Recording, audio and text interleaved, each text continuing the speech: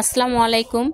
আমরা জানি যে কোনো জিনিস যেটা সহজে পাওয়া যায় সেটার মূল্য কম, বা সহজে যে জিনিসটি হয়ে যায় সেটা কিন্তু স্বাদও কম।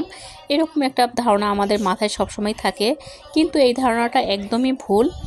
আমি এই জর্দাটা মাত্র কয়েক মিনিটে তৈরি করলাম, মাত্র দুইটা উপকরণে, তেল চিনি দিয়ে।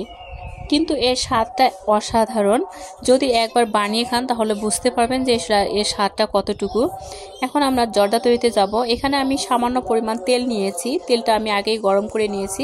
এখন চিড়াটা দিয়ে উপরে চিনি দিয়ে দিলাম, আর দিয়ে এখন অনবরত নাড়তে থাকবো। আর এই নাড়াটা ছাড়া যাবে না, নাড়াটা বন্ধ করলে কিন্তু এটা দলা বেঁধে যাবে।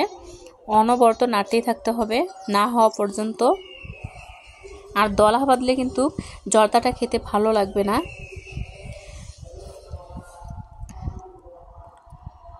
একদম বাদ দেওয়া যাবে না, আর জালটাও বেশি দেওয়া যাবে না, কিন্তু আমার জালটা বেশি হয়ে গেছে। এখন আমি কমিয়ে দিচ্ছি জালটা। আর জালটা যখন বেশি দেওয়া হবে তখন কিন্তু লালচে ভাব চলে আসবে আগেই, কিন্তু জর্দাটা পারফেক্টভাবে হবে না। সবাই ভালো থাকিয়েন। আল্লাহ হাফেজ।